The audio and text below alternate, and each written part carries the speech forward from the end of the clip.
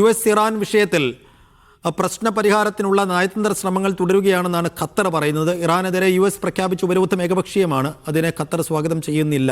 പ്രശ്നങ്ങളിലേക്ക് അയൽരാജ്യങ്ങളെ വലിച്ചിഴക്കുന്ന ഇറാൻ നിലപാടും അംഗീകരിക്കാനാകില്ല.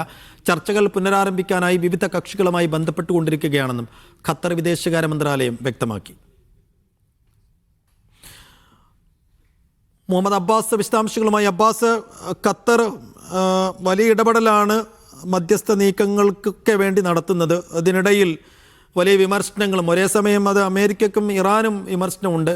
ഈ ഉപരോധം എന്തുകൊണ്ട് ഏകപക്ഷീയമാണ് എന്ന് കൃത്യമായി ഖത്തർ വിശദീകരിക്കുന്നുണ്ടോ?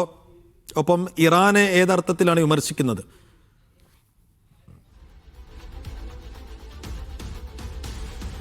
സൈഫുദ്ദീൻ, നിലവിൽ നമുക്കറിയാവുന്നതുപോലെ തന്നെ US-നും ഇറാനും ഇടയിലുള്ള ചർച്ചകൾ പൂർണ്ണമായി സ്തംഭിച്ച ഒരു നിലയിലാണ്. ഇത് പുനരാരംഭിക്കാനുള്ള ശ്രമങ്ങൾ തങ്ങൾ നടത്തിക്കൊണ്ടിരിക്കുകയാണ് എന്നാണ് ഖത്തർ വിദേശകാര്യ മന്ത്രാലയം വക്താവ് ഡോക്ടർ മാജിദ് അൽ അൻസാരി ഇന്ന് നടത്തിയ വാർത്താ സമ്മേളനത്തിൽ പറയുന്നത്. നമ്മളെ വാർത്താ സമ്മേളനത്തിൽ പങ്കെടുത്തിരുന്നു. ഇന്ന് കഴിഞ്ഞ ദിവസം പ്രഖ്യാപിച്ച ഇറാനെതിരെ US പ്രഖ്യാപിച്ച സാമ്പത്തിക ഉപരോധം, അതുമായി ബന്ധപ്പെട്ട ചോദ്യത്തിന് ഈ ഒരു ഉപരോധം യൂണിലേറ്ററലാണ്, അത് ഏകപക്ഷീയമാണ്, അതിനെ തങ്ങൾ സ്വാഗതം ചെയ്യുന്നില്ല എന്നാണ് ഖത്തർ വ്യക്തമാക്കിയിട്ടുള്ളത്. എന്നാൽ ഇത് US-നെതിരെയുള്ളൊരു നിലപാടായി നമുക്ക് വ്യാഖ്യാനിക്കാൻ പറ്റില്ല. ഈ ഒരു തീരുമാനം കൈക്കൊള്ളുന്ന സമയത്ത് അയൽ രാജ്യങ്ങൾ എന്നുള്ള നിലയിൽ തങ്ങൾക്ക് അക്കാര്യത്തിൽ ഇതിനെ നിലവിൽ സ്വാഗതം ചെയ്യുന്നൊരു നിലപാടിലേക്ക്, അത്തരമൊരു നിലപാടിലേക്ക് തങ്ങൾ പോകാനാകില്ല.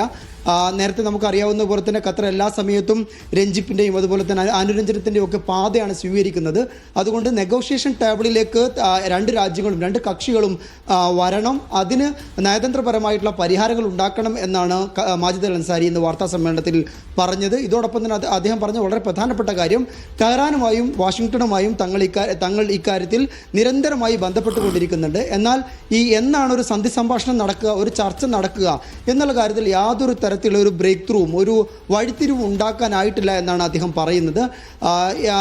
ഈ ഒരു വിഷയമാണ് ഇതുമായി ബന്ധപ്പെട്ട കാര്യത്തിൽ US-നും ഇറാനുമായി ഇടയിലെ വിഷയവുമായി ബന്ധപ്പെട്ട കാര്യത്തിൽ അദ്ദേഹം പറഞ്ഞത്. ഇതോടൊപ്പം തന്നെ വളരെ പ്രധാനപ്പെട്ട കാര്യം, ഗസയുമായി ബന്ധപ്പെട്ടൊരു കാര്യം കൂടി അദ്ദേഹം പറയുകയുണ്ടായി. ഗസയുടെ സമാധാന പദ്ധതിയെ അംഗീകരിക്കാത്ത ഇസ്രായേൽ നിലപാടിനെതിരെ ആഗോള സമൂഹം ഒന്നിക്കേണ്ടതുണ്ട്. ഇക്കാര്യത്തിൽ അന്താരാഷ്ട്ര ഒരു ഇൻ്റർനാഷണൽ പ്രഷർ ഉണ്ടാകണം.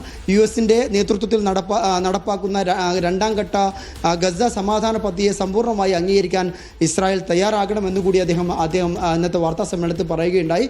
ഇതോടൊപ്പം ഫൈനാൻഷ്യൽ ടൈംസ് നേരത്തെ ഖത്തറിനെതിരെ ഉന്നയിച്ച ഒരു ആരോപണം ഉണ്ടായിരുന്നു ബജറ്റ് വിഹിതവുമായി ബന്ധപ്പെട്ട്. അതുകൂടി ഇന്ന് ഖത്തർ വിദേശകാര്യ മന്ത്രാലയം സമ്പൂർണ്ണമായി തള്ളുകയും ചെയ്തു. സൈഫുദ്ദീൻ. ശരി, അബ്ബാസ് മുഹമ്മദാണ് ദോഹയിൽ നിന്ന് വിശദാംശങ്ങൾ നൽകിയത്.